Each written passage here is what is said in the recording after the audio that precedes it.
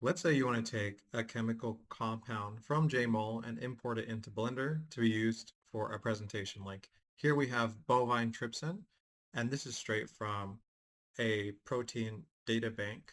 And I've used that model and inputted it through some editing in Blender into PowerPoint. Let's go through that workflow. First, we'll open up Jmol, and it may be tempting to open it straight from an application interface. Maybe we can go to the search tool and look for it.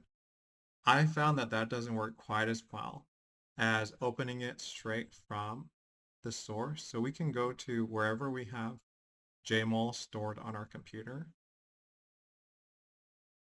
I'm going to go ahead and open up on Windows at least, the executable jar file. Now that we have Jmol open, there's a few things we can do to get the chemical compounds that we want. So one example is we can just type the molecule name, and sometimes that'll work no problem. So let's say we want to get water. We can just type water by going to File, Get Mol, typing water, pressing Enter. So that works successfully. Sometimes it can give issues, and the two best ways, in my opinion, to make sure that we get the compounds we want are to go to PubChem or the protein data bank, depending on what kind of molecule we want to look at. Let's say we want to get the structure of colchicine, which inhibits microtubule polymerization. We can get the PubChem ID here. We can go back to Jmol, and we can either type colchicine, that may work, or we can just make sure that we're specifying we want it to come from PubChem. And we do that by typing colon, pasting the 4-digit, in this case, ID, pressing OK, and then we have colchicine. We can change the styles here by right-clicking, going to Style Scheme, and we can do like space fill, ball and stick. We can do a few other styles as well. Let's say instead we want to add hemoglobin, or actually in this case, human myoglobin, which is similar, and it's used in muscles to store oxygen. This is from the protein data bank, so we can grab the protein data bank ID. We can go back to Jmol. Instead of doing file get mol, we'll do file get PDB, protein data bank. We will go ahead and input that ID, and that works successfully. By default, it will usually input as the ball and stick model. But for proteins, we can actually select the cartoon model. So we can go to right click, we can go to Style, Scheme, Cartoon, and this will give us a really nice composition of the different secondary structures. Here we have mostly alpha helices. Let's say that we now have this. We're wondering how we want to get it into Blender. There used to be a way to do it where we could just right click and then go File, Export to X3D model, but that doesn't work as well anymore. So the best way to do it is to instead right click, go to Console, and then we want to do just a super easy line of code. So we want to do write obj, and then in our quotation marks, we want to make sure that we specify the name of the file we want. So myoglobin, I'm going to specify this is cartoon.obj, press enter, and then if it says OK, you know it worked. I'm also going to save a ball and stick model as well. Or actually, you know what? I'll do the ball and stick for colchicine. So let me do that real quick.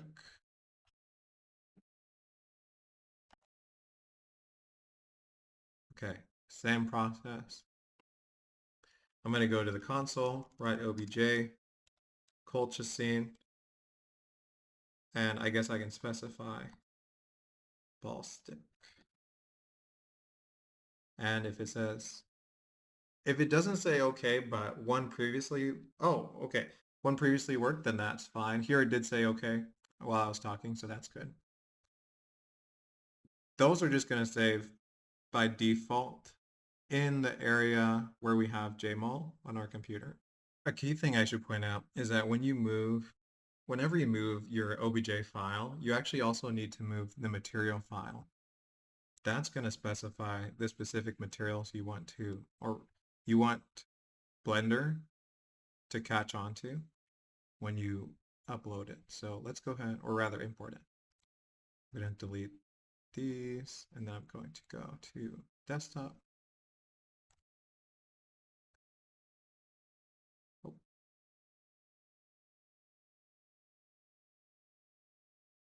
Okay. We'll go ahead and open Blender.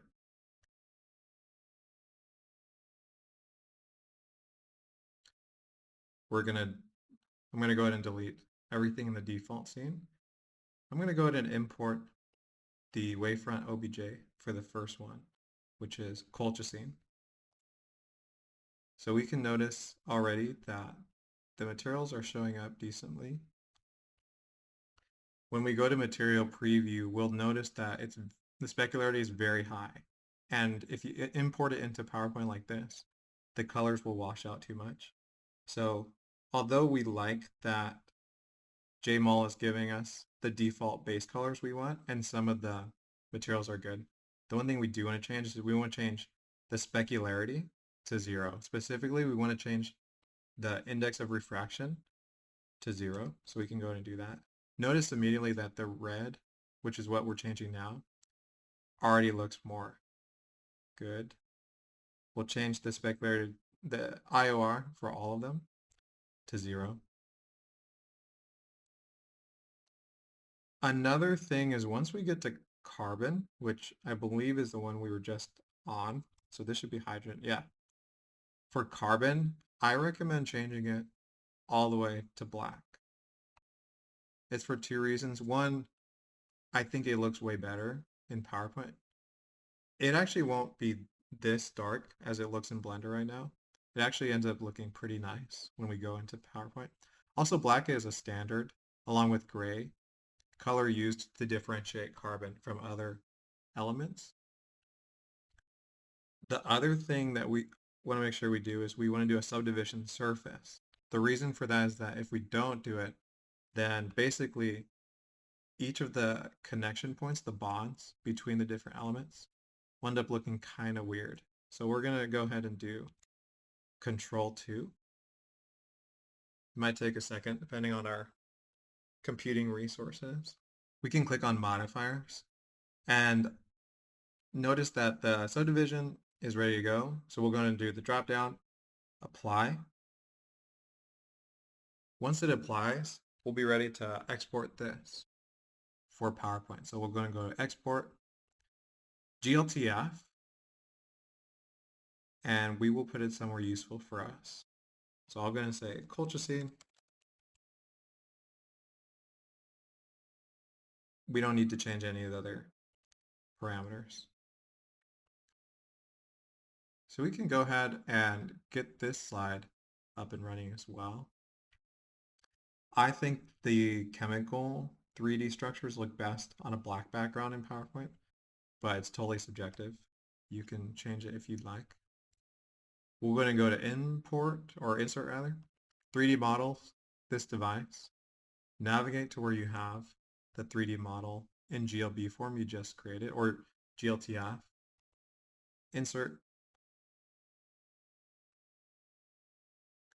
It might take a second depending on how large your file is. If it gives you issues, maybe the file's too large, what you may need to do is void doing the subdivision surface.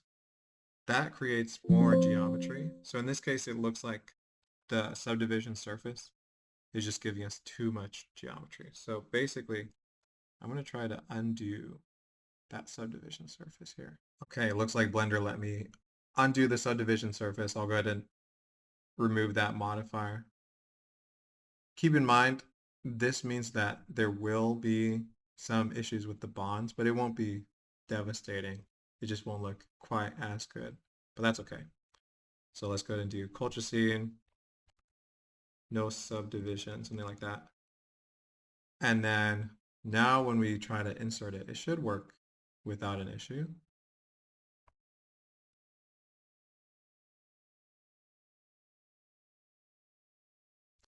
We can see that it's trying to insert it, it's thinking about it.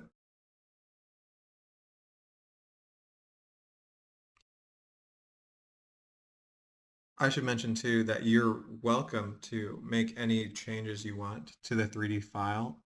Once you have it in Blender, you really can change the colors, the textures a lot more than I've done. This is more of a bare bones approach to doing it. Fortunately, it worked. Like I mentioned, the bonds are not looking perfect. They're a little too shiny, but it's okay.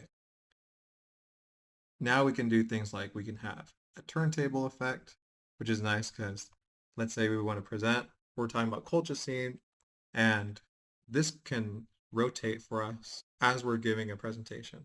So it can really add some liveliness to our talk. The process is pretty much identical if you want to instead of doing a ball and stick model, if you want to add the cartoon model. So we can go back to MyGlobin real quick. We can import that.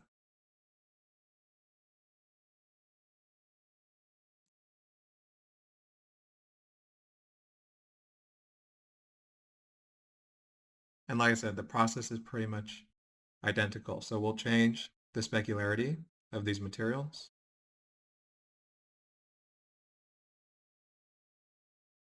And we can see that this pink will immediately, yeah, look a lot better.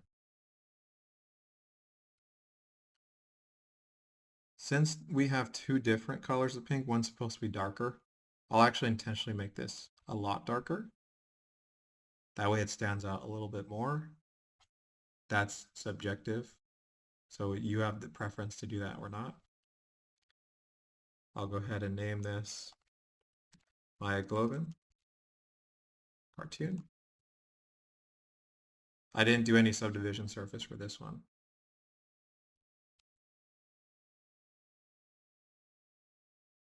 Let me go ahead and add this real quick, the black background. And then once we go ahead and add this, it should work without an issue. Let's see. We'll give it one moment.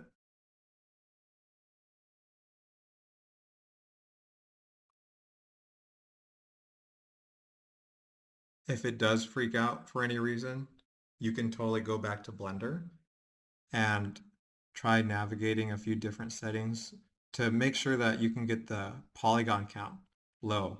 Ultimately, a lot of the issues that might arise will come from the file just being too big for PowerPoint to handle. But what's nice is now we have the 3D model, and that worked in PowerPoint. So we can adjust the orientation. There's a lot more settings you can do. So let's say I like this orientation. And let's do a jump and turn. Let's just do something a little different. So we can see PowerPoint can manage these 3D models pretty well, and that can really add a lot of 3D texture to our presentations. Hope that was helpful. Let me know if you have questions.